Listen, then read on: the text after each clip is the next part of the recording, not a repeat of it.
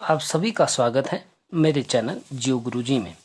आज के इस वीडियो में हम भूगोल मॉडल प्रश्न पत्र के महत्वपूर्ण प्रश्नों को हल करेंगे। तो चलिए शुरुआत करते हैं। सबसे पहला प्रश्न, निम्नलिखित में से कौन सा एक प्रतिकर्ष कारक नहीं है? आपके विकल्प हैं जलाभाव, बेरोजगारी, चिकित्सा एवं शैक्षणिक सुविधाएं और महामारियां। तो यदि आप विकल्प को देखेंगे तो जलाभाव, बेरोजगारी, महामारी, ये सारे जो कारक हैं ये प्रतिकर्ष कारक हैं। इनमें से चिकित्सा एवं शैक्षणिक सुविधाएं प्रतिकर्ष कारक नहीं है। तो यहाँ पर यह विकल्प सही हो जाएगा, चिकित्सा एवं शैक्षणिक सुविधाएं।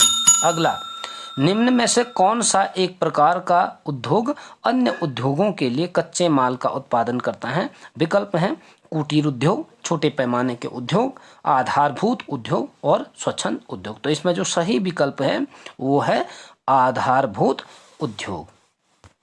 तो अगला प्रश्न देख लेते हैं, किस देश में रेल मार्गों के जाल का सघनतम घनत्व पाया जाता है? तो इसमें विकल्प हैं ब्राजील, कनाडा, संयुक्त राज्य अमेरिका, रूस। और इसका जो सही विकल्प है वो है संयुक्त राज्य अमेरिका, जिसको आप USA भी कहते हैं, यूनाइटेड स्टेट ऑफ अमेरिका इसको कहते हैं। आगे आप अगला विकल्प देख लेते हैं, सन्नगर का उदाहरण है। तो इसमें आपके विकल्प हैं शिकागो, टोक्यो, ग्रेटर मुंबई या ये सभी। तो इसका जो सही उत्तर है वो है ये सभी। शिकागो जो कि अमेरिका में है, टोक्यो जो कि जापान में है और ग्रेटर मुंबई अपने भारत में है, ये सभी सन्नगर के उदाहरण हैं। अगला विकल्प आप देखेंगे, निम्नलिखित में से कौन सा एक तृतीयक क्रियाकलाप है? तो यहाँ पर आप देख रहे हैं खेती, बुनाई, व्यापार, आखेट, 4 विकल्प हमको दिए गए हैं और इनमें जो सही उत्तर है वो है व्यापार, क्योंकि खेती, बुनाई और आखेट ये तृतीयक क्रियाकलाप न होकर के प्राथमिक क्रियाकलाप हैं। अगला उत्तर है, विश्व व्यापार संगठन का मुख्यालय निम्नलिखित में से कहाँ स्थित है? तो इसका जो विकल्प है वियना, जेनेवा, ब्रुसेल्स और जकार्ता। मैं ये जो प्रश्न है आप लोगों के लिए छोड़ रहा हूँ, आप कमेंट बॉक्स में जरूर मुझे इसका उत्तर बताएंगे। अगला प्रश्न देख लीजिएगा, निम्नलिखित में से कौन सा नगर नदी तट पर अवस्थित है?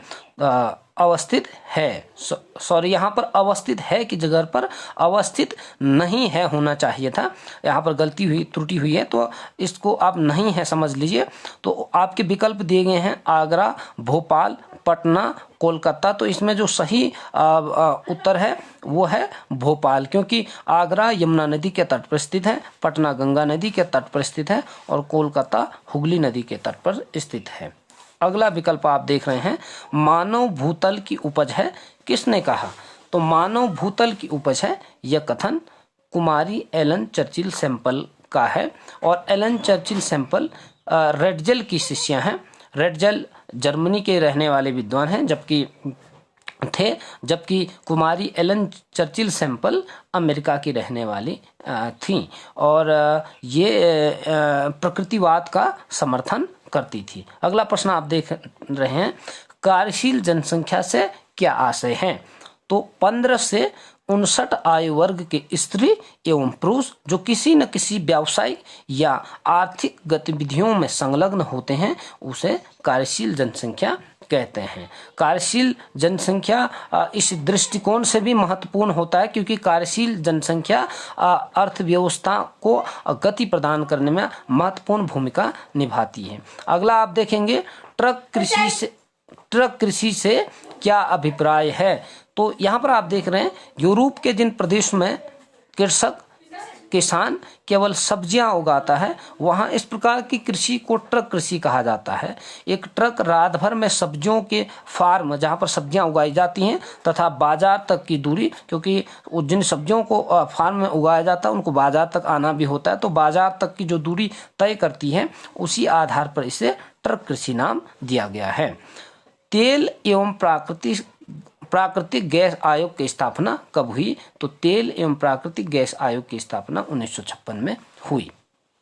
अगला है, आप देख रहे हैं भारत के 2 अंतर्राष्ट्रीय हवाई अड्डों के नाम बताइए। तो भारत के 2 अंतर्राष्ट्रीय हवाई अड्डों के नाम निम्नलिखित हैं। पहला इंदिरा गांधी अंतर्राष्ट्रीय हवाई अड्डा नई दिल्ली और दूसरा छत्रपति शिवाजी अंतर्राष्ट्रीय हवाई अड्डा मुंबई।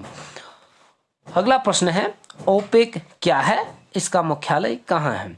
ओपेक एक अंतर्राष्ट्रीय संस्था है, यानी कि इंटरनेशनल इंस्टीट्यूशन है, और इसका पूरा नाम organisation of petroleum exporting countries है, क्योंकि ये जो देश हैं ये विश्व के अन्य देशों को पेट्रोल का निर्यात करते हैं। इसका मुख्यालय वियना ऑस्ट्रिया में है।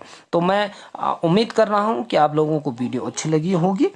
ये जो वीडियो है वो काफ़ी रोचक होने वाला है, क्योंकि विभिन्न वर्षों में बोर्ड परीक्षाओं में पूछे गए महत्वपूर्ण प्रश्नों को इस वीडियो में चर्चा किया गया है। तो मैं आपसे एक अनुरोध करूंगा कि अपने घर में ज़रूर अभ्यास करिएगा। बहुत बहुत धन्यवाद।